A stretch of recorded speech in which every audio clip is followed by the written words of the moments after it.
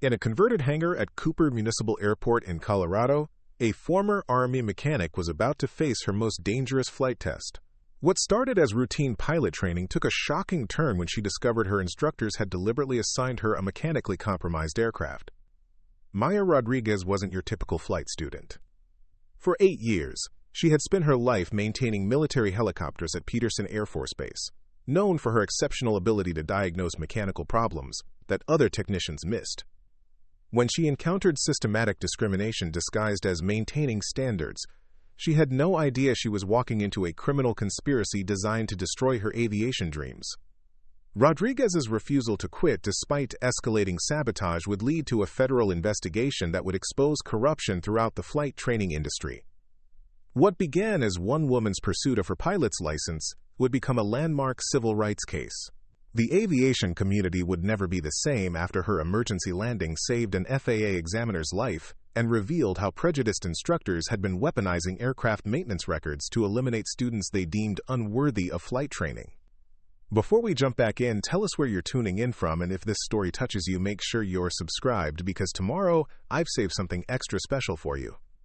Maya Rodriguez wiped grease from her hands as another Black Hawk lifted off from Peterson Air Force Base, its rotor wash stirring dust across the maintenance hangar. At 31, she'd spent the last 2 years watching other people live her dream while she fixed the machines they flew. The irony wasn't lost on her. She probably knew these helicopters better than half the pilots who took them up. Her phone buzzed against the workbench. Maya glanced at the screen and froze. The email subject line read, "Skyline Flight Academy, application status update." With trembling fingers, she opened the message. "Congratulations, Maya. Your application has been approved for our Accelerated Helicopter Pilot Certification Program. Classes begin Monday, March 15th. Tuition assistance available for qualified military veterans." Maya read the email 3 times before it sank in. After years of dreaming, saving, and planning, she finally had her chance to earn her wings. The acceptance felt surreal, like finding out you'd won the lottery after buying a ticket on a whim. She discovered Skyline Flight Academy through a Facebook ad targeted at military veterans. The school's promise of fast-track certification for experienced mechanics had seemed too good to be true. Their facility operated out of a converted hangar at Cooper Municipal Airport, 20 miles south of Colorado Springs. Not fancy, but legitimate enough to hold Federal Aviation Administration approval. Maya's excitement was tempered by familiar anxiety.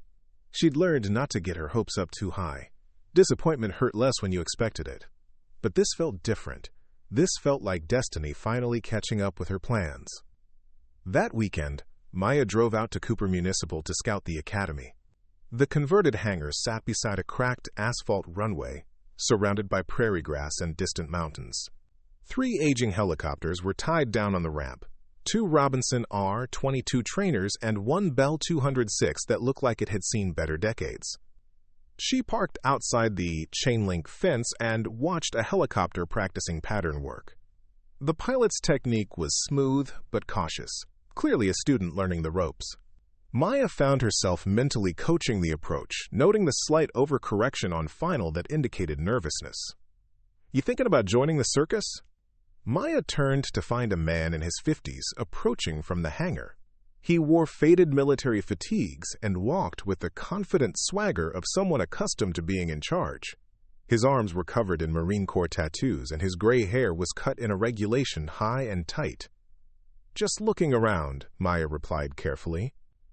The man extended a calloused hand. "Robert Williams. Folks call me Tank. I'm the chief instructor here at Skyline." Maya shook his hand, noticing the firm grip and steady eye contact. "Maya Rodriguez? I start classes Monday." Tank's expression shifted slightly, becoming more appraising. "Rodriguez, you're the mechanic from Peterson, right? The one with the maintenance background?" "That's right." Tank nodded slowly, but Maya caught something in his expression, a flicker of skepticism that disappeared almost immediately. "Well, Rodriguez, hope you're ready to work. Flying helicopters isn't like turning wrenches. Takes a different kind of skill entirely." As Maya drove home, Tank's words echoed in her mind. She'd heard that tone before, the subtle suggestion that her background somehow disqualified rather than prepared her for the challenges ahead.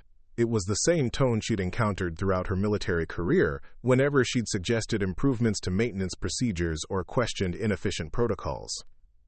But Maya had learned to let actions speak louder than assumptions. Monday morning couldn't come fast enough. Maya arrived at Skyline Flight Academy 40 minutes early on Monday, carrying a notebook from the dollar store and wearing her cleanest work shirt. The converted hangar smelled like aviation fuel and old concrete, familiar scents that made her feel cautiously optimistic. The other students filtered in gradually. Maya counted 11 others, mostly young men, who looked like they'd stepped out of a fraternity house. Their gear was expensive: leather flight bags, high-end headsets, and aviation watches that cost more than Maya's monthly rent. She recognized the type immediately: kids whose parents had money to burn on expensive hobbies. At exactly 8 o'clock, Tank Williams filled the doorway like a wall of muscle and attitude. He swept his gaze across the assembled students with obvious disdain. "Listen up, maggots," Tank barked, his voice echoing off the hangar walls. "This ain't summer camp, and I ain't your friend. Half of you will wash out in the first month. The other half will quit when you realize flying helicopters ain't like playing video games." His eyes found Maya, taking in her thrift store clothes and worn boots. "Some of you are here because Mommy and Daddy think pilot wings will look good on the family Christmas card. Others," he paused, staring directly at Maya, "are here because you think being a grease monkey qualifies you to handle real aircraft." Maya felt heat rise in her cheeks but kept her expression neutral. Around her, she sensed the other students' interest, like predators detecting weakness. "Rodriguez!" Tank called out, consulting his clipboard. "Step forward." Maya stood and walked to the front of the room, her boots creaking on the concrete floor. Every eye in the room was on her. "You worked maintenance at Peterson, right? Fixed a few helicopters in your time?" "Yes, sir. 8 years active duty Army, 2 years as a civilian contractor." Tank nodded slowly, his expression unreadable. "Let me explain something to you, Rodriguez. Fixing aircraft and flying them are two completely different skills.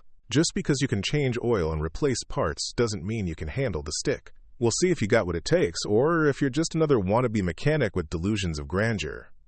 The message was crystal clear: Maya didn't belong here. But Tank wasn't finished.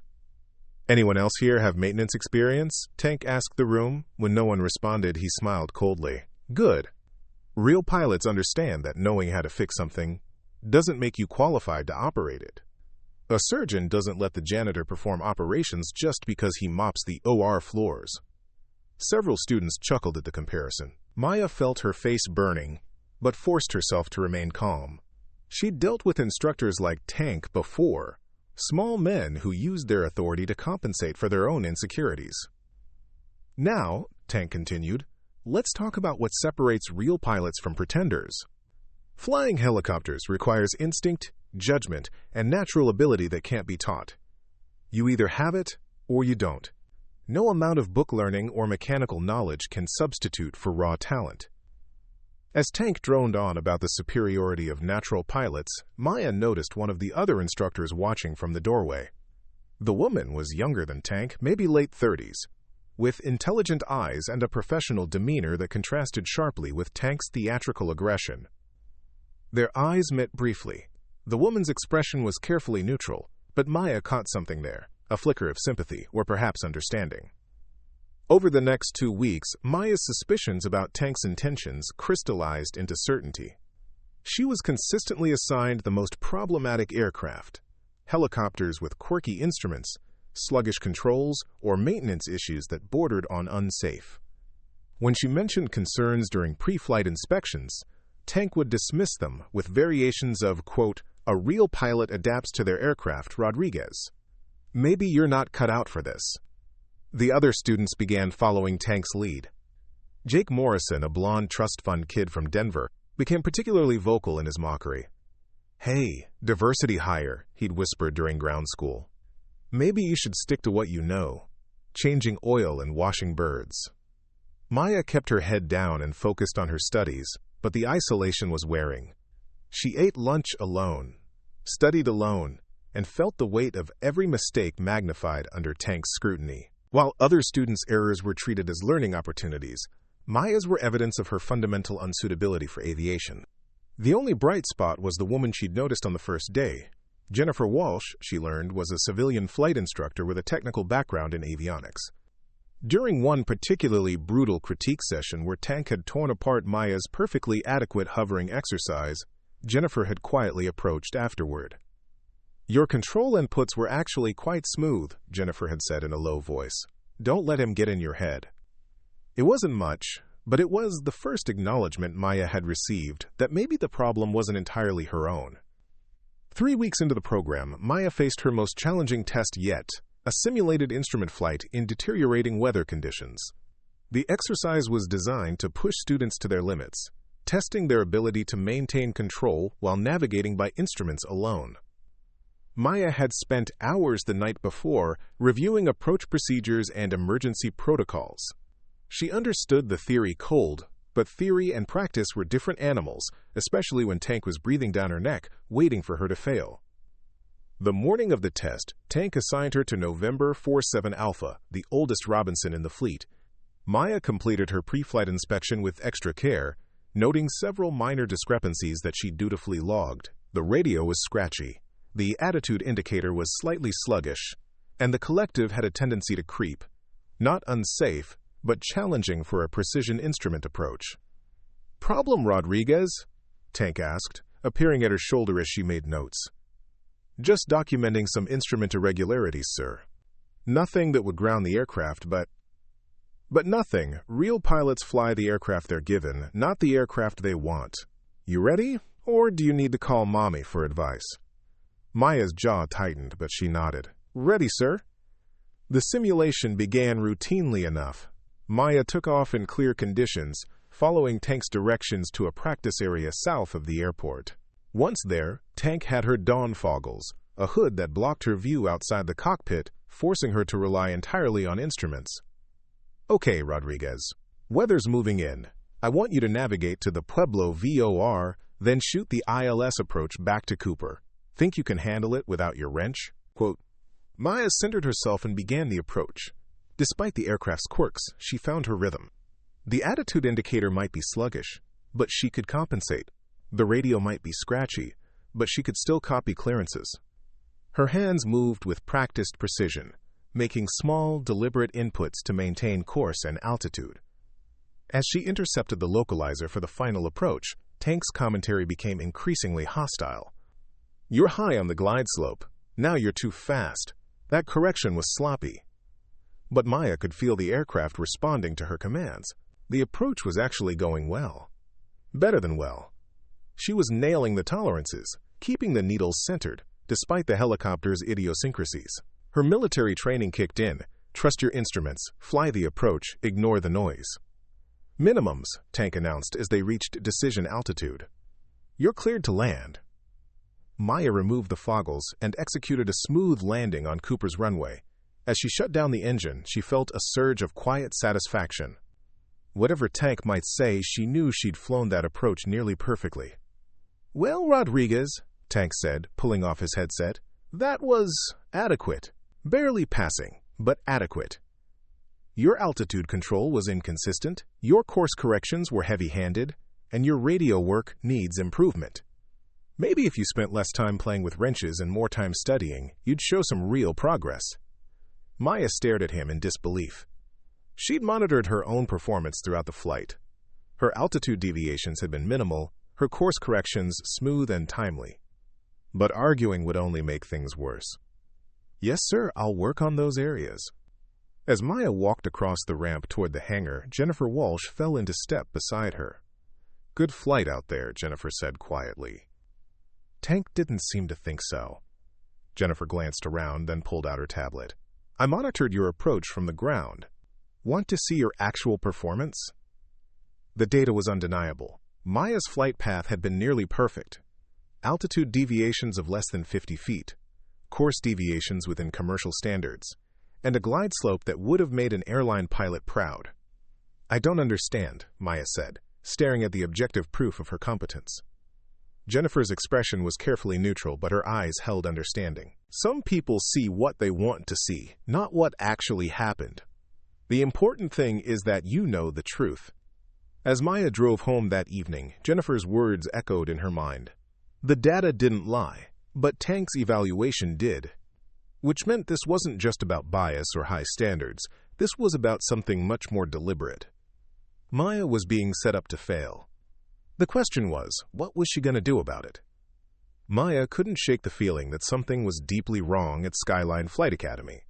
Jennifer's flight data had confirmed her suspicions about Tank's biased evaluations, but Maya needed to understand the full scope of what she was up against. She began paying closer attention to details that had previously seemed like mere coincidences. The pattern became clearer over the following week. Maya consistently received aircraft with questionable maintenance histories, while students like Jake Morrison were assigned the newest, most reliable machines. When she cross-referenced flight schedules with maintenance logs, something her mechanical background made second nature, the disparities were glaring. November 47 Alpha, the Robinson she'd flown during her instrument check, had been grounded twice in the past month for electrical issues. The discrepancies she'd noted weren't minor quirks. They were documented problems that should have kept the aircraft out of service. Yet Tank had specifically assigned it to her for a critical evaluation. Maya started keeping her own detailed log, photographing maintenance entries and documenting every interaction with Tank. If this was going to escalate, she needed evidence that couldn't be dismissed or altered. Her breakthrough came on a Thursday afternoon when she arrived early for a scheduled flight. The hangar was mostly empty, and Maya decided to review the aircraft logbooks, a habit from her military days.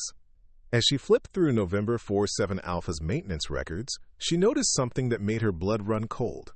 Several entries had been altered, not professionally amended with proper signatures and dates, but crudely modified with different pens and handwriting. Maintenance issues that Maya had personally documented were either missing entirely or downgraded from grounding to advisory status. "Finding everything in order, Rodriguez?" Maya looked up to find Tank standing in the doorway, his expression unreadable. She forced herself to remain calm, closing the logbook casually. "Just reviewing the maintenance history, sir. Force of habit." "Habits can be dangerous in aviation," Tank said, stepping closer. "Especially when they involve questioning your superior's judgment. Real pilots trust their instructors to assign appropriate aircraft." The threat was barely veiled. Maya nodded and walked away, but she'd seen enough.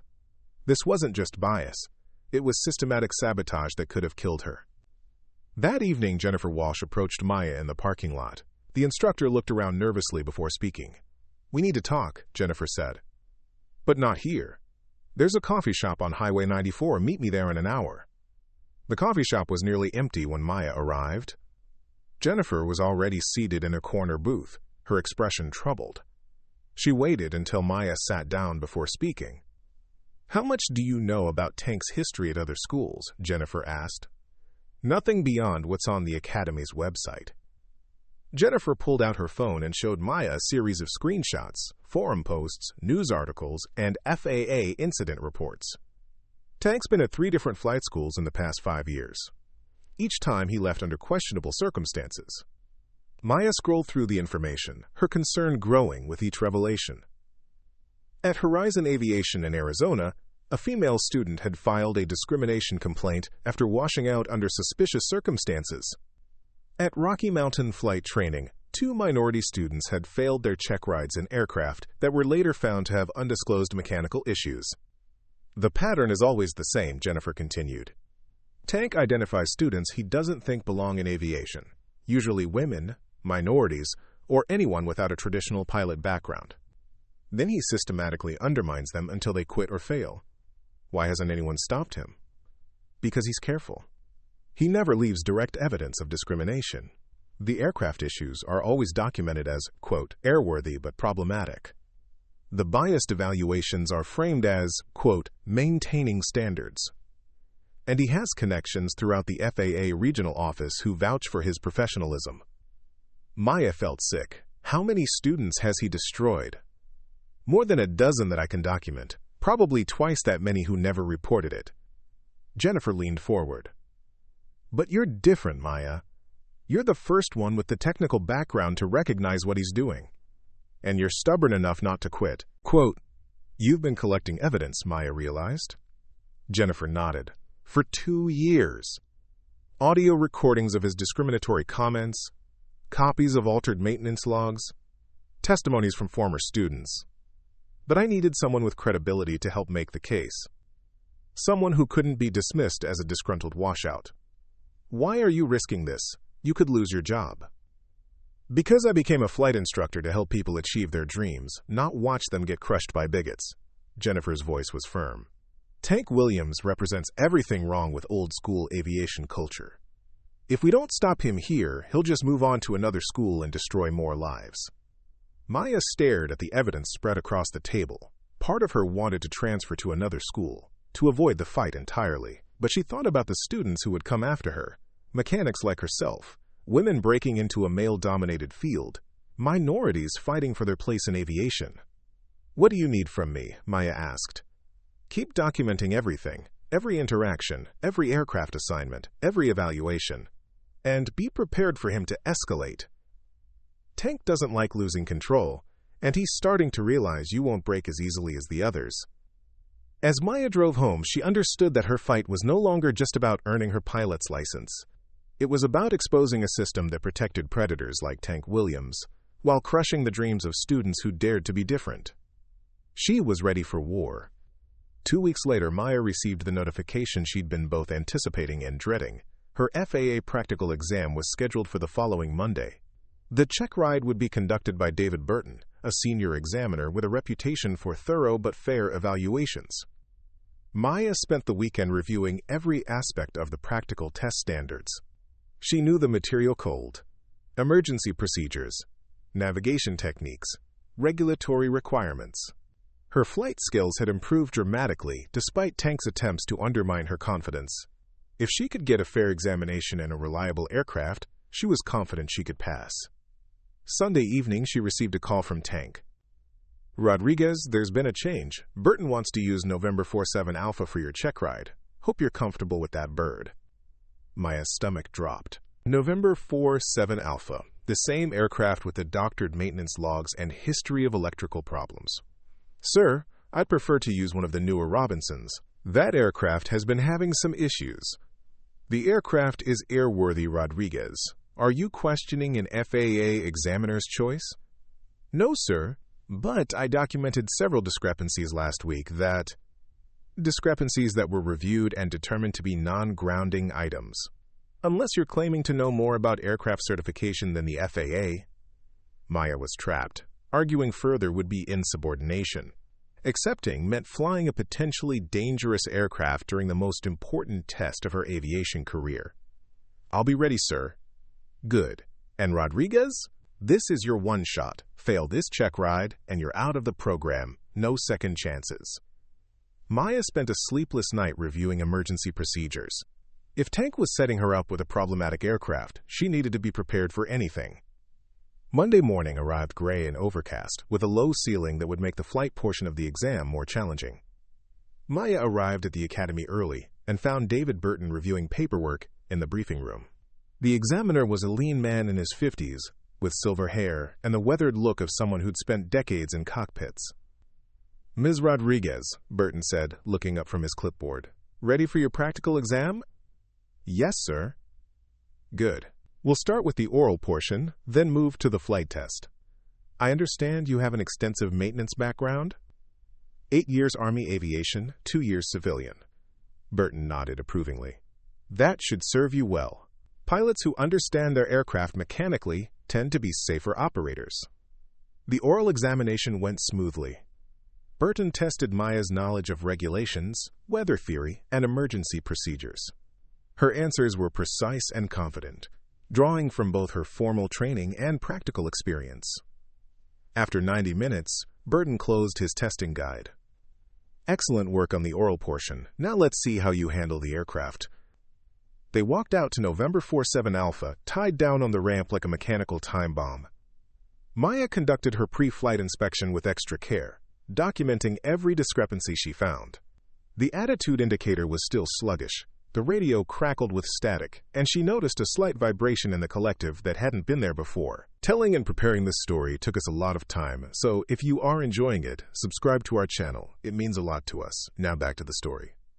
Problem? Burton asked, watching her hesitation. Sir, I'm noting several instrument irregularities. Nothing that grounds the aircraft, but items that could affect flight safety. Burton frowned and reviewed her logbook entries. These issues were signed off as airworthy. Are you suggesting the maintenance was inadequate? Maya found herself in an impossible position. Criticizing the maintenance would implicate Tank, but accepting a potentially unsafe aircraft violated everything she'd learned about flight safety. No, sir, the aircraft is legal to fly. I'm just noting the discrepancies for situational awareness. Burton studied her carefully. In my experience, pilots with maintenance backgrounds tend to be overly cautious about minor equipment issues. Can you complete the practical exam in this aircraft? Maya thought about the students who would come after her, about Jennifer's evidence, about Tank's pattern of sabotage. If she refused to fly, she'd fail by default. If she accepted and something went wrong, she could die, but she might also expose Tank's corruption. Yes, sir, I can complete the exam. As Maya strapped into the pilot's seat, she felt the weight of more than just her own dreams. This flight would determine not just her future, but potentially the futures of every student Tank Williams might target in the years to come. The engine started normally, and Maya began her pre-takeoff checks. Everything seemed functional, if not perfect. As she called for taxi clearance, she caught sight of Tank Williams watching from the flight line, his expression unreadable. Maya keyed the radio. Cooper ground, Robinson 47 Alpha ready to taxi for takeoff. Whatever happened next would change everything. The first 30 minutes of Maya's check ride proceeded normally. Despite the aircraft's quirks, she demonstrated steep turns, emergency approaches, and navigation exercises with the precision that had made her an exceptional mechanic. Burton's questions were probing but fair, and Maya could sense his growing confidence in her abilities.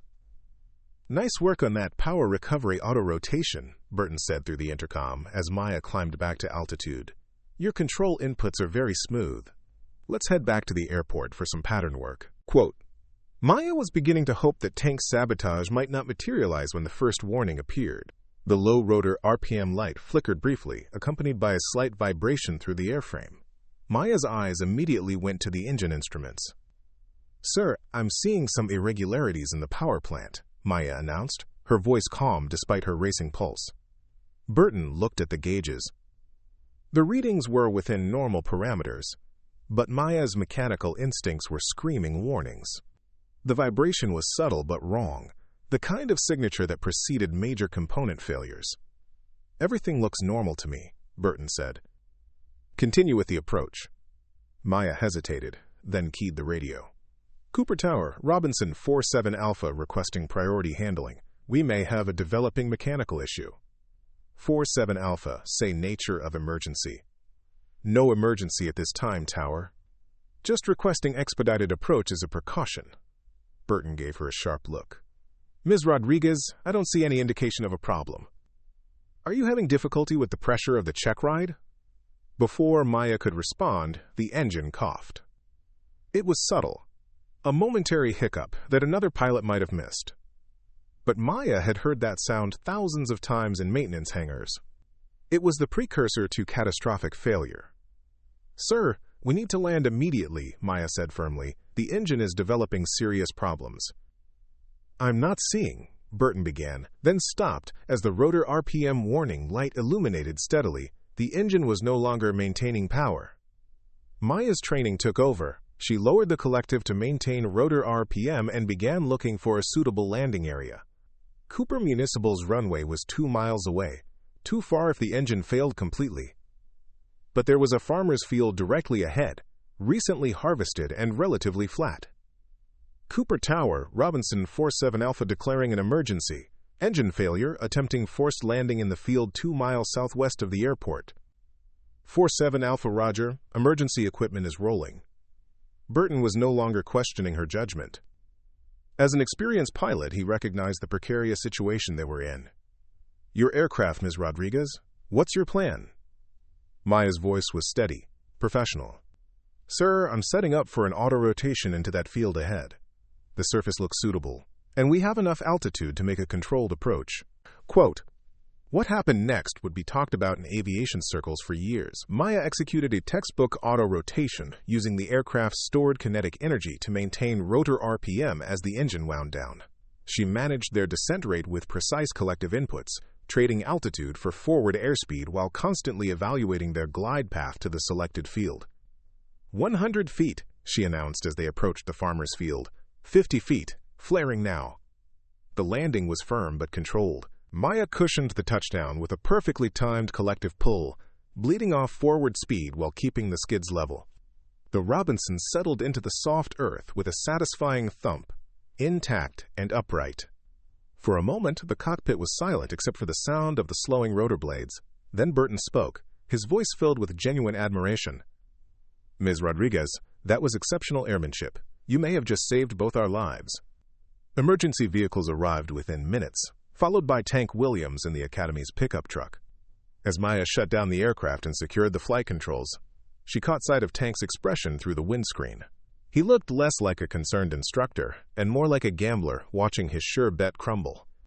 The post-flight inspection revealed what Maya had suspected: a catastrophic failure in the engine's fuel control unit, masked by temporary workarounds that had finally failed. The aircraft should never have been cleared for flight, let alone assigned to a student during a check ride.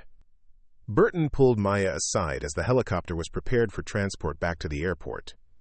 "Ms. Rodriguez, I need to ask you something directly. Did you have any advanced knowledge of this mechanical problem?" Maya met his eyes steadily. "No, sir, but I recognize the warning signs from my maintenance experience. The vibration signature and engine responses indicated an impending failure. And you chose to fly anyway, knowing the risks?" "Sir, I documented my concerns during pre-flight. I was told the aircraft was airworthy and cleared for the check ride. My choice was to fly or fail by default." Burton nodded slowly, understanding the impossible position she'd been placed in. "Well, your decision-making under pressure was exemplary. Not many pilots would have recognized those early warning signs, and fewer still could have executed such a flawless emergency landing." Quote. As they rode back to the airport in the emergency vehicle, Burton turned to Maya with a slight smile. "By the way, Ms. Rodriguez, congratulations. You've passed your practical exam. That emergency response demonstrated every skill I was testing for, and then some." Maya felt a surge of relief and vindication, but she knew the real battle was just beginning. Tank Williams had escalated from bias to criminal endangerment, and she had witnesses to prove it. The engine failure had been an accident, but the decision to assign her that specific aircraft on that specific day was anything but coincidental. As news of the emergency landing spread through the aviation community, Maya realized she'd gained something more valuable than a pilot's license.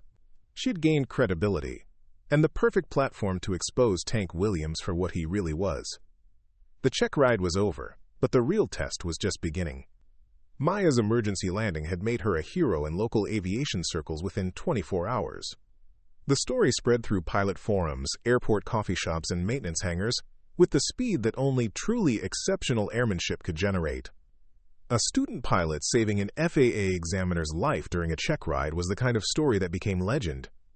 But Maya knew Tank Williams wouldn't let his humiliation stand unchallenged. She was right. On Wednesday morning, 2 days after her successful check ride, Maya received a call from Skyline's administrative office summoning her to an immediate meeting. When she arrived, she found Tank sitting behind the Academy director's desk with 2 thick manila folders spread before him. "Sit down, Rodriguez," Tank said, his voice colder than she'd ever heard it. "We need to discuss some serious discrepancies in your background." Maya felt her stomach drop, but she kept her expression neutral. "What kind of discrepancies, sir?" Tank opened the first folder and pulled out what appeared to be military service records. "According to documents I've received from the Army Records Center, your military service wasn't quite as exemplary as you claimed during your application." He slid a paper across the desk. Maya recognized the format immediately. It was a DD-214, the official discharge document that every veteran received upon leaving military service. But as she scanned the details, her blood ran cold. The document listed her as receiving a general discharge under other than honorable conditions, with notations for insubordination and failure to follow safety protocols. "This is impossible," Maya said, her voice steady despite her racing heart. "I received an honorable discharge. I have the original documents at home." "Do you?" Tank asked with a thin smile. "Because according to these official records, you were discharged for repeatedly questioning superior officers and ignoring established maintenance procedures. It says here you were cited multiple times for performing unauthorized modifications to aircraft systems." Maya stared at the fraudulent document, recognizing the sophisticated nature of the forgery. Someone with access to military databases and official forms had crafted this lie specifically to destroy her credibility. Furthermore, Tank continued, opening the second folder, "Your behavior during Monday's check ride confirms the pattern described in your military record. You questioned the airworthiness of a properly certified aircraft, created a false emergency situation, and endangered the life of an FAA examiner with your reckless decision-making. That's not what happened, and you know it," Maya said, finally allowing anger to creep into her voice. "That aircraft had documented mechanical problems that you deliberately concealed." Tank's expression hardened. "Are you accusing me of falsifying maintenance records? Because that's a federal crime, Rodriguez. The kind of accusation that could destroy an instructor's career if it turned out to be false. The kind of accusation that might come from someone with a documented history of insubordination and dishonesty." The trap was masterfully constructed. Tank had created a narrative where any evidence Maya presented would be dismissed as the fabrications of a disgraced veteran with a grudge against authority. He'd transformed her greatest strength, her military experience, into a liability that undermined everything else she might claim. "Effective immediately," Tank announced, "you are suspended from all flight operations pending a full investigation into your background and conduct. Your student pilot certificate is confiscated, and you are banned from Skyline Academy property until this matter is resolved." Maya felt the walls closing in around her, but she forced herself to think strategically. Tank's desperation was showing. He wouldn't have resorted to document forgery unless he felt genuinely threatened by her success. "I want copies of those documents," Maya said. "I'm afraid that's not possible. These are sensitive military records that must be handled through proper channels. But don't worry. The FAA will receive complete copies as part of their investigation into your conduct." As Maya walked to her car, her mind was racing. Tank had escalated, beyond bias, beyond sabotage, and into outright criminal fraud. But he'd also made a crucial mistake. He'd underestimated both her intelligence and her allies. That evening, Maya called Jennifer Walsh from her apartment. "We need to meet tonight. Tank just played his final card, and it's time to end this." They met at Jennifer's house, a modest ranch home in Security Widefield. Jennifer's living room had been transformed into a makeshift investigation center with boxes of documents, audio equipment, and timeline charts covering every available surface. "He forged military records," Maya said without preamble, showing Jennifer photographs of the fraudulent DD-214 she'd taken with her phone before leaving the academy. Jennifer examined the images closely. "This is beyond anything I expected. Falsifying federal documents is a felony. He's not just trying to discredit you. He's trying to destroy your entire life." "Which means we have him," Maya realized. "No one creates evidence this elaborate unless they're desperate. He knows we're close to exposing him." Jennifer nodded and pulled out a thick binder. "I've been documenting everything for 2 years, but your case has given me the final pieces I needed. Audio recordings of his discriminatory comments, copies of altered maintenance logs, testimonies from 6 former students, and now evidence of federal document fraud." She opened her laptop and showed Maya a detailed timeline. "Tank Williams has followed the exact same pattern at every school where he's worked. Identify targets based on race, gender, or background. Isolate them socially. Assign problematic aircraft. Escalate to dangerous situations. And when students get close to success despite his sabotage, destroy their credibility with fabricated evidence." "How many others?" Maya asked. 14 documented cases across 3 states, all women or minorities, all with technical backgrounds that threatened Tank's narrative about who belongs in aviation. And all eventually driven out, with their reputations destroyed. Quote, Maya felt sick thinking about the lives Tank had ruined, the dreams he'd crushed, the systematic way he'd perverted an institution meant to create aviators into a weapon against anyone he deemed unworthy. "What's our next step?" Jennifer smiled grimly. "We call the Federal Aviation Administration's Regional Compliance Office. It's time to introduce Tank Williams to Rachel Martinez." Rachel Martinez arrived at Skyline Flight Academy on a gray Thursday morning with the quiet authority of someone accustomed to dismantling institutional corruption. As the FAA's Regional Compliance Officer for Colorado, she'd investigated everything from falsified pilot certificates to maintenance fraud, but the case Jennifer Walsh had presented was among the most systematically malicious she'd encountered. Martinez was a compact woman in her 40s with steel gray hair and penetrating brown eyes that missed nothing.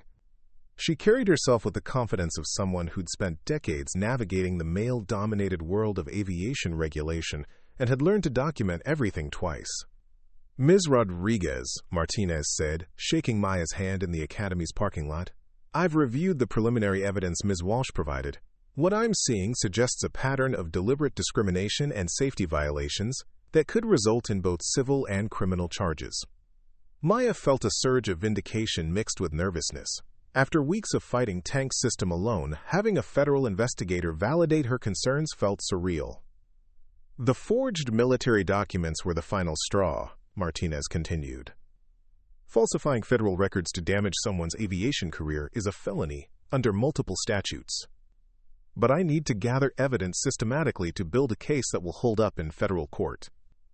Jennifer approached from the hangar, looking both relieved and apprehensive. "I've prepared complete files on every case I've documented, plus the physical evidence we've collected. Audio recordings, maintenance logs, student testimonies. Everything." Martinez nodded approvingly. "Good. I'll need to conduct individual interviews with all affected parties, examine aircraft records, and review the Academy's training policies. This investigation will be thorough and by the book." As they walked toward the hangar, Tank Williams emerged from his office, his expression carefully controlled. Maya could see the moment he recognized Martinez. His face went pale and his confident swagger faltered. "Mr. Williams," Martinez said, her voice professionally neutral, "I'm Rachel Martinez, FAA Regional Compliance Officer. I'm here to conduct an investigation into allegations of discriminatory practices and safety violations at this facility." Tank straightened, attempting to regain his composure. "Of course, ma'am. Skyline Flight Academy has always maintained the highest standards of safety and professionalism. I'm sure any misunderstandings can be cleared up quickly." "I hope so," Martinez replied. "I'll need access to all student records, maintenance logs, and training documentation for the past 3 years. I'll also be conducting individual interviews with your staff and students." Maya watched Tank's reaction carefully. His jaw tightened almost imperceptibly, and she caught the slight tremor in his hands as he processed the scope of the investigation. "Ma'am, if this is about Rodriguez's wild accusations after her check ride incident, I should mention that we've discovered some troubling discrepancies in her military background." "Yes, I've seen the documents you provided to Ms. Rodriguez," Martinez interrupted. "We'll be addressing those as part of our investigation. I'll need to speak with you privately in 30 minutes. Please gather all records related to Ms. Rodriguez's training, including the original maintenance logs for aircraft November 47 Alpha." Over the next 6 hours, Martinez conducted a methodical dismantling of Tank's operation. She interviewed students individually, recorded their testimonies, and cross-referenced their accounts with documentary evidence. Maya watched through the hangar windows as student after student emerged from the interview room looking relieved, as if they'd finally been given permission to tell the truth. Jake Morrison was among the last to be interviewed. Maya noticed his cockiness had evaporated. He looked pale and nervous as he waited his turn. When he finally emerged from Martinez's makeshift interview room, his eyes avoided Maya's entirely. The most damning evidence came from the maintenance records themselves. Martinez had brought a forensic document examiner who confirmed what Maya had suspected. Multiple entries had been altered with different pens and handwriting. The modifications consistently downgraded safety issues from grounding to advisory status, creating a paper trail of deliberate negligence. "Mr. Williams," Martinez said as Tank was summoned for his final interview, "I need to inform you that you have the right to have legal counsel present during this questioning. The issues we're discussing may result in both civil and criminal charges." Tank's facade finally cracked. "This is ridiculous. I've been training pilots for 20 years. My safety record is exemplary. If a few students couldn't handle the pressure of real flight training, that's not discrimination. That's maintaining standards." Martinez opened a thick folder and began pulling out documents. "Mr. Williams, I have testimony from 14 former students describing identical patterns of harassment and sabotage. I have audio recordings of discriminatory statements you made during classroom instruction. I have forensic evidence that maintenance records were systematically altered to place students in dangerous situations." She slid the forged DD-214 across the table. And I have evidence that you created fraudulent federal documents to destroy Ms. Rodriguez's credibility. This document bears official seals and formatting that could only have been produced by someone with access to military databases or sophisticated forgery equipment. Tank stared at the document, his face cycling through anger, fear, and resignation. You don't understand the pressures I'm under. These kids today, they don't have the natural instincts for aviation. They think diversity quotas and social justice can substitute for real ability. So you took it upon yourself to eliminate students you deemed unworthy? I maintain standards, Tank said, but his voice lacked conviction. Aviation isn't about being fair. It's about being competent. People die when unqualified pilots get licenses. Martinez leaned forward. Mr. Williams, Ms. Rodriguez demonstrated exceptional competence by saving an FAA examiner's life in an aircraft you knew was mechanically unsound. Your standards nearly killed 2 people. The interview continued for another hour, with Martinez methodically documenting Tank's admissions and contradictions. By the end, Tank had stopped trying to justify his actions and simply sat in sullen silence. As the sun set over Cooper Municipal Airport, Martinez gathered her team and prepared to brief Maya and Jennifer on her findings. Ms. Rodriguez, Ms. Walsh, Martinez said, her expression grimly satisfied. Based on my investigation, I'm immediately suspending Mr. Williams from all instructional duties pending federal charges. His flight instructor certificates are revoked, and he's banned from providing aviation training in any capacity. Maya felt a wave of relief so intense it was almost physical. After months of fighting Tank's system, having federal authority validate her experience felt like emerging from underwater and finally being able to breathe. The evidence you've provided documents a clear pattern of civil rights violations, safety fraud, and document forgery, Martinez continued. I'll be referring this case to the U.S. Attorney's Office for Criminal Prosecution. Mr. Williams could face significant federal prison time. Jennifer squeezed Maya's hand. What about the other students, the ones he drove out of aviation? We'll be reaching out to every former student we can identify, Martinez assured her. Those whose careers were damaged by Mr. Williams' actions will have grounds for both civil lawsuits and potential reinstatement of their aviation privileges. As Martinez packed her investigation materials, she turned to Maya with something approaching admiration. Ms. Rodriguez, your courage in fighting this system may have saved lives. Students like you are exactly what aviation needs, technically competent, safety-focused, and willing to stand up for what's right. Maya nodded, feeling the weight of months of stress finally beginning to lift. But she knew the real victory wouldn't come until Tank Williams faced justice in federal court, and until Skyline Flight Academy was reformed into the institution it should have been all along. 6 weeks later, Maya sat in the federal courthouse in downtown Denver, watching Tank Williams squirm in the witness chair as prosecutor Sarah Chen methodically destroyed his credibility. The courtroom was packed with reporters, aviation professionals, and former students who had finally found the courage to speak publicly about their experiences.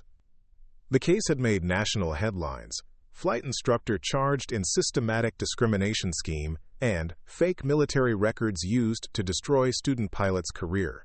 Aviation magazines had picked up the story, turning Maya into an unlikely symbol of reform in an industry that had long struggled with diversity and inclusion. Tank's defense attorney, a tired-looking man named Richard Stern, had tried to frame the case as a misunderstanding between a demanding instructor and students who couldn't handle rigorous training. But the evidence Martinez had compiled was overwhelming. Mr. Williams, Prosecutor Chen said, approaching the witness stand with a thick folder, do you recognize this audio recording?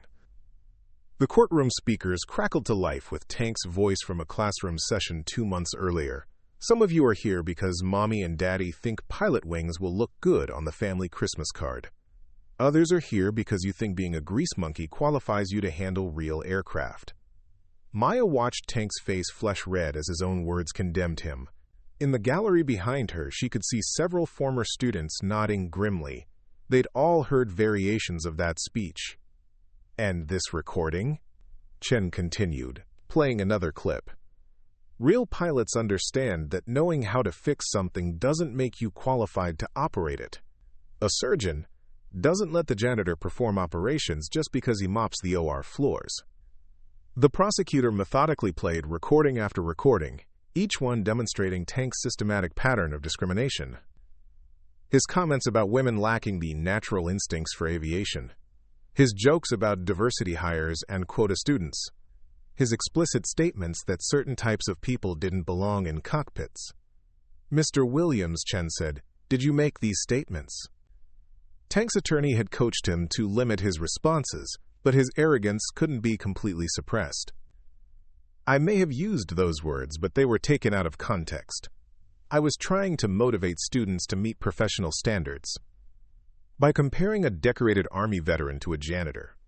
Ms. Rodriguez's military background was in maintenance, not aviation. There's a significant difference." Chen smiled coldly. "Let's talk about Ms. Rodriguez's maintenance background. According to her actual military records, not the fraudulent ones you created, she received commendations for identifying critical safety issues that prevented multiple aircraft accidents. Her supervisors described her as having exceptional mechanical instincts and flight safety awareness. Does that sound like someone unqualified for aviation training?" Tank shifted uncomfortably. Military mechanics and civilian pilots require different skill sets. Quote, "Different enough to justify assigning her aircraft with documented mechanical problems?" The courtroom fell silent as Chen approached the evidence table and picked up a thick maintenance log.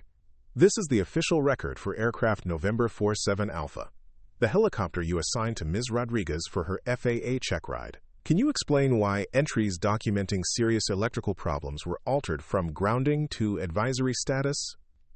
Tank's attorney objected, but Judge Patricia Holbrook overruled him.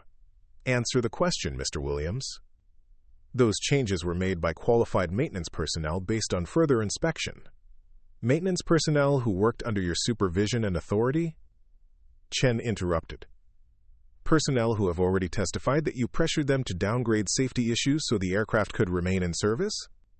The prosecution had done their homework thoroughly. 3 mechanics had testified that Tank had ordered them to minimize maintenance discrepancies to keep problematic aircraft available for students he wanted to see fail.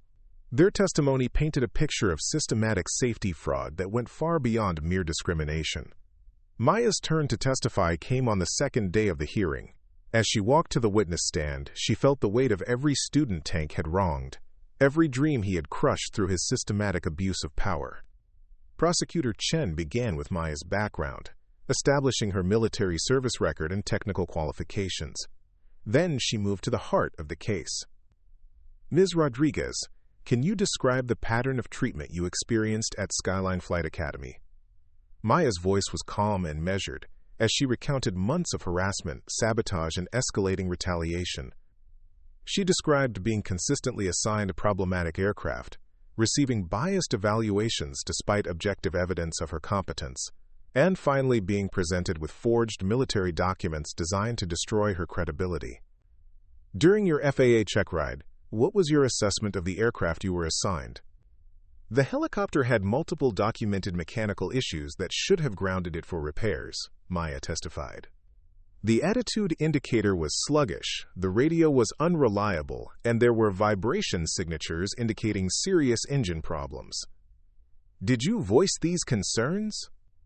"Yes, to both Mr. Williams and Examiner Burton. Mr. Williams dismissed them as evidence of my inexperience. I was told to fly the aircraft or fail by default." "What happened during the flight?" Maya described the engine failure and emergency landing in clinical detail, explaining how her mechanical background had allowed her to recognize warning signs that other pilots might have missed.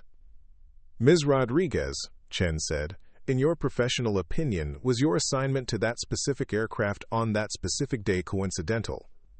"No," Maya replied firmly. "Based on the pattern of harassment I'd experienced and the documented history of that aircraft, I believe Mr. Williams deliberately assigned me a mechanically unsound helicopter, hoping I would fail or be injured during the check ride."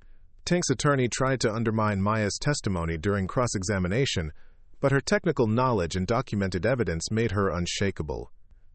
When he suggested she had exaggerated the aircraft's problems, she calmly recited the specific maintenance discrepancies and their potential flight safety implications. The hearing's most dramatic moment came when Jennifer Walsh testified about her 2-year investigation into Tank's pattern of abuse. She presented her complete documentation: audio recordings, altered maintenance logs, testimonies from 14 former students, and a detailed timeline showing how Tank had destroyed careers across multiple flight schools. "Why did you risk your own career to expose Mr. Williams?" Chen asked. Jennifer looked directly at Tank as she answered. "Because every student who walks through our doors deserves a fair chance to achieve their aviation dreams. Mr. Williams wasn't maintaining standards. He was destroying lives based on prejudice and personal bias." By the third day, Tank's defense had collapsed entirely. His attorney's attempts to portray him as a dedicated instructor maintaining high standards were contradicted by overwhelming evidence of systematic discrimination and criminal fraud. Judge Holbrook's verdict was swift and uncompromising. "Mr. Williams, the evidence presented in this hearing demonstrates a deliberate pattern of civil rights violations, safety fraud, and document forgery. Your actions endangered lives, destroyed careers, and perverted an educational institution into an instrument of discrimination." She sentenced Tank to 18 months in federal prison, 5 years of probation, and permanent revocation of all aviation privileges. He was also ordered to pay restitution to the students whose careers he had damaged. As Tank was led away in handcuffs, Maya felt a complex mixture of vindication and sadness. Justice had been served, but she couldn't help thinking about all the students who had given up their aviation dreams because one man's prejudice had been allowed to flourish unchecked. Outside the courthouse, reporters surrounded Maya for comments. She kept her statement brief but pointed. "This case was never about me personally," she said. "It was about ensuring that every qualified person has a fair opportunity to pursue their aviation dreams, regardless of their background, gender, or ethnicity." Tank Williams represented everything wrong with the old guard mentality in aviation. Today's verdict sends a clear message that systematic discrimination will not be tolerated. As Maya walked away from the courthouse, she thought about the letter she'd received that morning from a young Latina student in Texas who was starting flight training. "Ms. Rodriguez," the letter had read, "your story gave me the courage to pursue my pilot's license. Thank you for showing that people like us belong in cockpits too." That letter, more than any legal victory, validated everything Maya had fought for. She hadn't just won her own battle. She'd opened doors for the next generation of aviators who would no longer have to fight the same fights she had endured. The war against systematic discrimination in aviation was far from over, but Tank Williams would never again be able to crush another student's dreams. And that, Maya thought, was a victory worth every moment of struggle she'd endured. 6 months after Tank Williams was sentenced to federal prison, Maya Rodriguez sat in the cockpit of a Bell 412 medevac helicopter, watching the sunrise paint the Rocky Mountains in shades of gold and crimson. The radio crackled with the familiar sounds of morning flight operations at Denver Health Medical Center, where she now worked as a flight paramedic and pilot for one of the region's busiest air ambulance services. "Life Flight 7, we have a trauma alert in Aspen, skier down with multiple injuries, weather deteriorating rapidly, can you accept?" Maya keyed her microphone without hesitation. "Life Flight 7 copies. We're airborne in 2 minutes." Quote. As she ran through her pre-flight checks with the practiced efficiency that had made her legendary among her colleagues, Maya reflected on how dramatically her life had changed.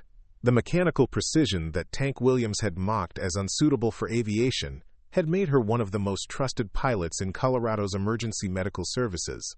Her ability to diagnose aircraft problems before they became critical had already prevented 2 potential accidents, and her calm decision-making under pressure had saved dozens of lives. The flight to Aspen took 45 minutes through deteriorating mountain weather that would have challenged pilots with twice her experience. Maya navigated the treacherous terrain with the same methodical approach she'd once applied to helicopter maintenance, constantly analyzing wind patterns, cloud formations, and terrain features to maintain safe flight parameters. Life Flight 7, Aspen approach, weather is dropping rapidly, current conditions 2 miles visibility, ceiling 800 broken, winds gusting to 35 knots. Advise your intentions. Maya studied the weather display on her instrument panel, cross-referencing it with her visual assessment of the approaching storm system. The conditions were at the edge of safe operations, but the injured skier needed immediate medical attention that ground transportation couldn't provide in time. Aspen approach. Life Flight 7 requests vectors for the ILS approach. We'll give it a try. The approach required every bit of skill Maya had developed during her turbulent training at Skyline Academy. She flew the helicopter with precision through wind shear and turbulence that rattled the airframe, never deviating more than a few feet from the prescribed glide path. Her flight medic, a veteran paramedic named Carlos Santos, watched her technique with obvious admiration. "Rodriguez, I've been flying with pilots for 15 years, and I've never seen anyone handle conditions like this with such composure," Carlos said through the intercom as they touched down at Aspen's hospital helipad. "Where'd you learn to fly like that?" Maya smiled grimly as she secured the aircraft. "I had a very demanding instructor who taught me that every flight could be a matter of life or death. He wasn't wrong about that. He just had the wrong ideas about who deserved to learn." Quote. The patient transfer went smoothly, and during the return flight to Denver, Maya's thoughts drifted to the stack of letters waiting on her desk at home. Ever since the Tank Williams case had made national news, she'd been receiving correspondence from aspiring pilots around the country, mostly women and minorities who had faced similar discrimination in their own training programs. The letters ranged from heartbreaking accounts of dreams destroyed by prejudiced instructors to inspiring stories of persistence in the face of institutional bias. Maya tried to respond to each one personally, offering encouragement and practical advice based on her own experience. One letter had particularly moved her from Jessica Torres, a 19-year-old Latina from Phoenix who had been accepted to 3 different flight schools but was afraid to enroll because of stories she'd heard about discrimination in aviation training. "Ms. Rodriguez," Jessica had written, "your case showed me that people like us can fight back and win, but I'm scared that if I speak up about unfair treatment, I'll just get kicked out and lose my chance to become a pilot. How do you find the courage to stand up when everything is stacked against you?" Maya had spent hours crafting her response, drawing on everything she'd learned during her battle with Tank Williams. "Dear Jessica, the courage doesn't come all at once. It builds gradually as you realize that your dreams are worth fighting for, and that staying silent only enables the system to hurt the next person. Document everything. Find allies who share your values. And remember that your technical skills and determination are your greatest weapons against prejudice. Don't let anyone convince you that you don't belong in a cockpit. The aviation industry needs pilots like you more than you need their approval." Back at Denver Health, Maya completed her post-flight paperwork and equipment checks with the same attention to detail that had once frustrated Tank Williams. Her thoroughness had earned the respect of her colleagues and supervisors, who had learned that when Maya Rodriguez signed off on an aircraft, it was genuinely ready for the next mission. "Maya, got a minute?" She looked up to find Dr. Patricia Hernandez, the chief flight physician, approaching with a stack of papers and a familiar expression of bureaucratic determination.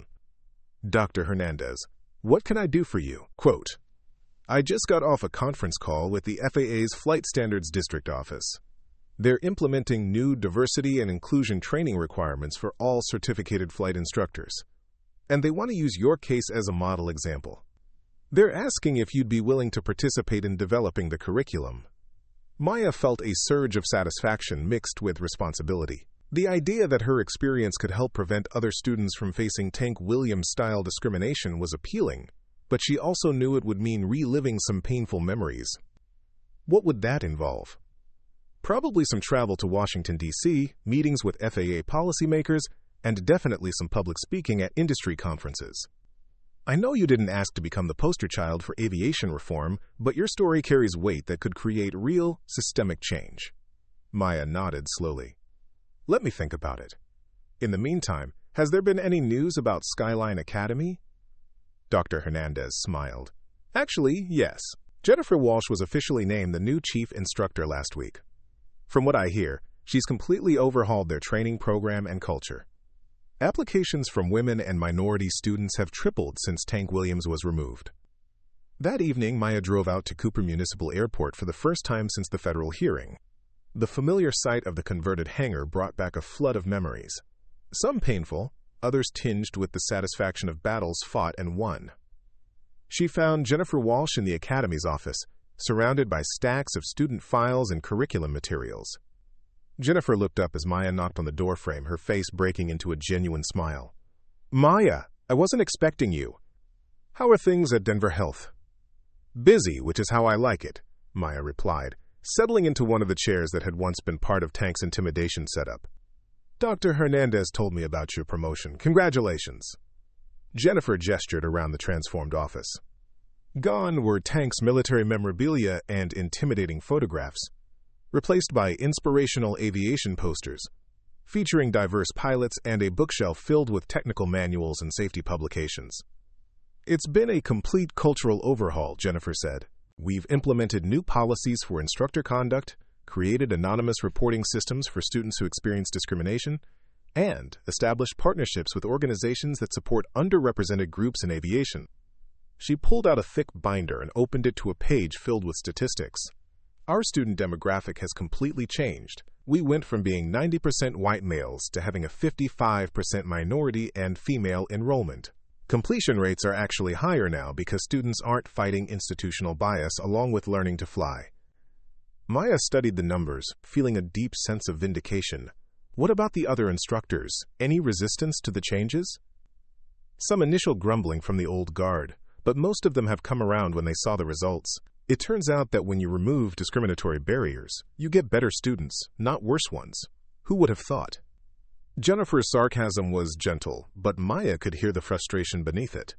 The same frustration she'd felt when people acted, surprised that treating students fairly led to better outcomes. "I actually wanted to show you something," Jennifer continued, walking to a wall display that had been installed near the main entrance. "We created a wall of honor for graduates who've gone on to successful aviation careers." Maya followed Jennifer to the display and felt her breath catch. There, prominently featured in the center, was a professional photograph of her in her life flight uniform standing next to the Bell 412, with a caption that read, "Maya Rodriguez, Class of 2025, exemplifying excellence in emergency medical aviation."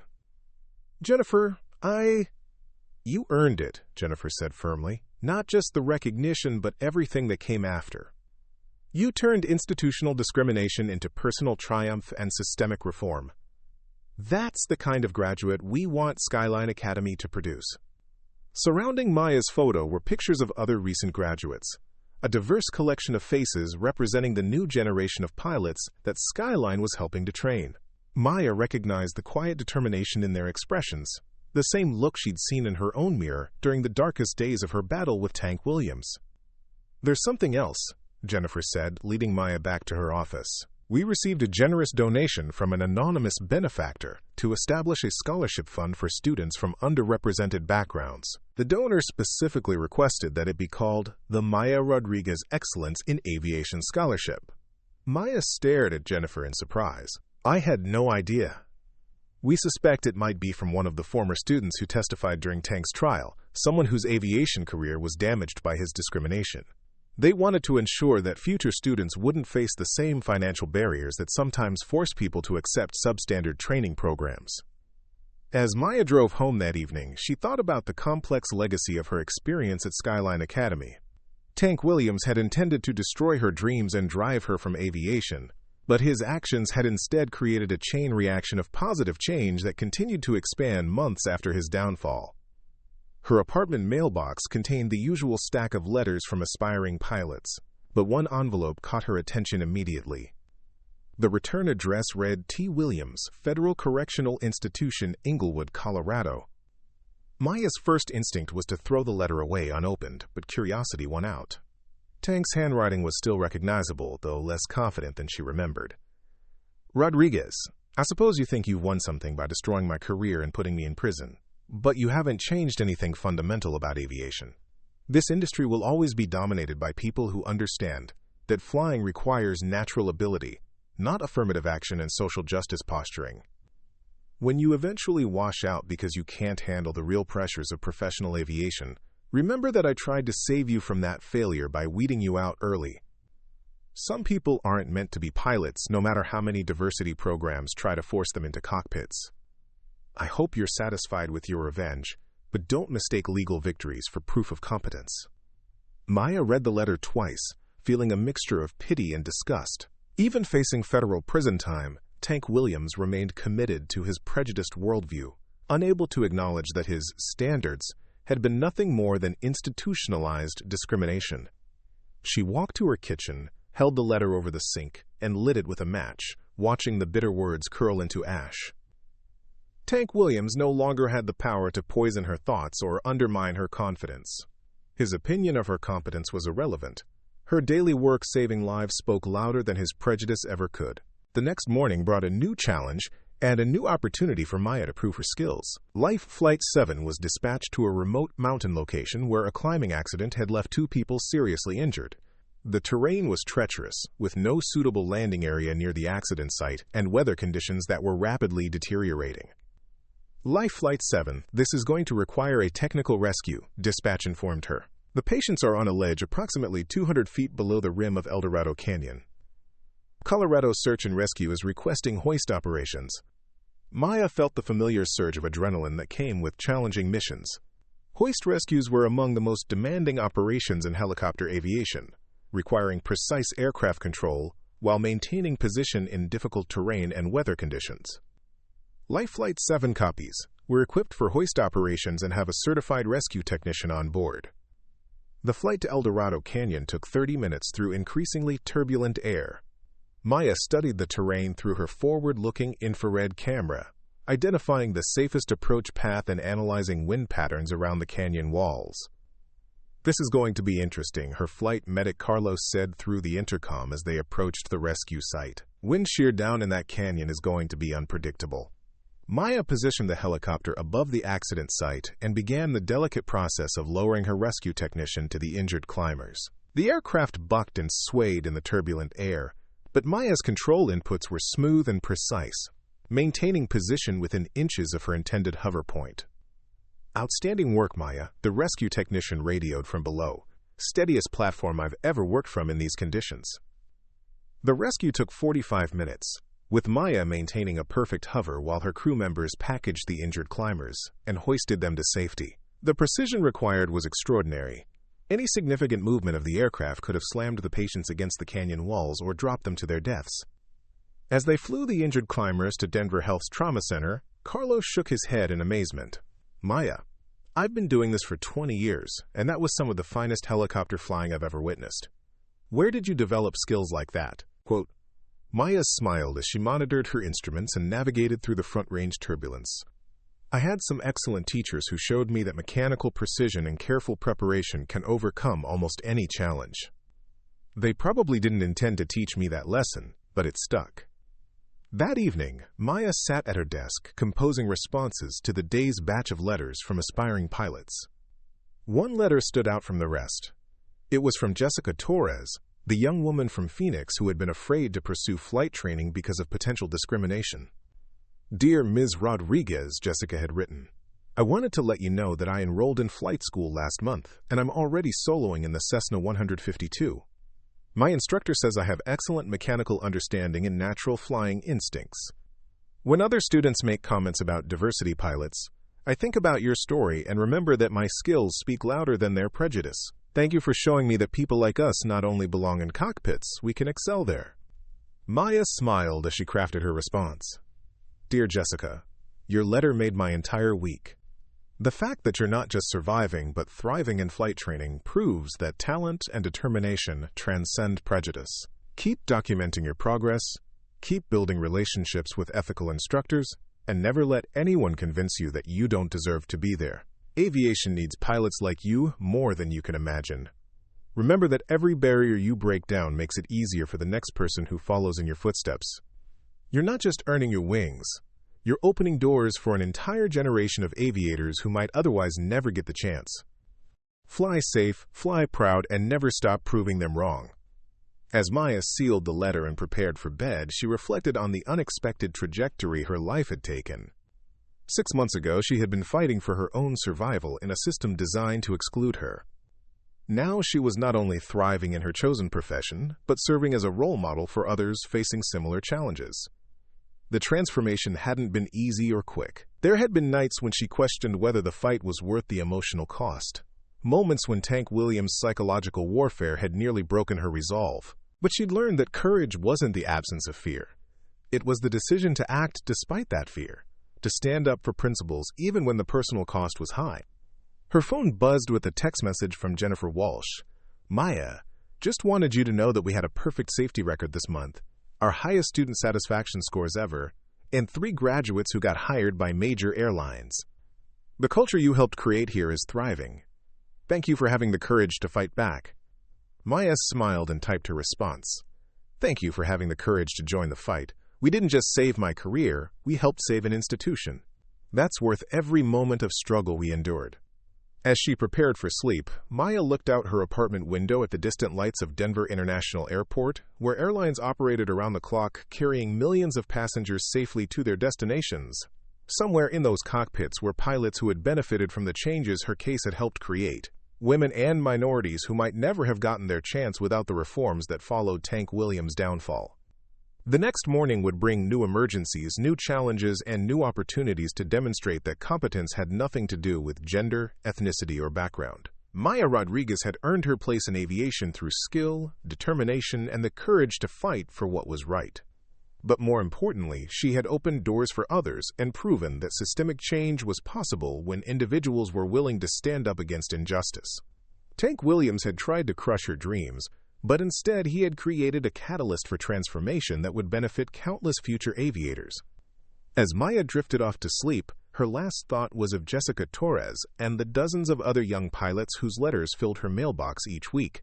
They were the real victory, proof that courage could create ripple effects that extended far beyond any individual battle. Tomorrow would bring new flights, new rescues, and new opportunities to demonstrate that excellence in aviation came from dedication and skill, not from fitting someone else's narrow definition of who belonged in a cockpit. Maya Rodriguez had fought for her right to fly, and in winning that fight, she had helped ensure that the next generation of aviators would face fewer barriers and more opportunities than ever before. The sky, it turned out, truly was big enough for everyone who had the skills and determination to master it. _blank. Epilogue. 2 years later, Maya Rodriguez was invited to speak at the annual Women in Aviation International Conference in Orlando, Florida. As she stood before an audience of 2,000 aspiring and current female pilots, she reflected on how far both she and the industry had come since her battle with Tank Williams. "When I first walked into Skyline Flight Academy," Maya told the audience, "I thought my biggest challenge would be learning to fly helicopters. I had no idea that I would instead be fighting for the right of every qualified person to pursue their aviation dreams without facing systematic discrimination. That fight wasn't easy, and there were times when I wondered if it was worth the personal cost. But looking out at this audience today, seeing pilots, mechanics, air traffic controllers, and aviation executives from every background imaginable, I know that every moment of struggle was justified. We didn't just change one flight school or remove one prejudiced instructor. We helped spark a movement that has transformed how the aviation industry thinks about diversity, inclusion, and what it really means to maintain professional standards." Tank Williams thought he was protecting aviation by keeping people like me out of cockpits. Instead, he proved that the real threat to aviation safety comes from discrimination, not from the talented individuals who face it. To every young person in this audience who has ever been told they don't belong in aviation, you do belong. Your skills, your perspective, and your determination are exactly what this industry needs. Don't let anyone convince you otherwise, and never stop fighting for your dreams. The standing ovation lasted 5 minutes, but for Maya, the real reward came afterward, when dozens of young women approached her to share their own stories of persistence, achievement, and hope for the future of aviation. As she flew home to Denver that evening, piloting her airline's Boeing 737 through the clear night sky over the Rocky Mountains, Maya smiled at how perfectly her life had aligned with her childhood dreams. She was no longer just surviving in aviation. She was thriving, leading, and inspiring others to reach heights they might never have imagined possible. Tank Williams had tried to clip her wings, but instead he had taught her to soar. Up next, we have 2 more incredible stories that are waiting for you. Just click the image you want to watch, and it will take you there. If you enjoyed this video, make sure to subscribe. It would mean a lot.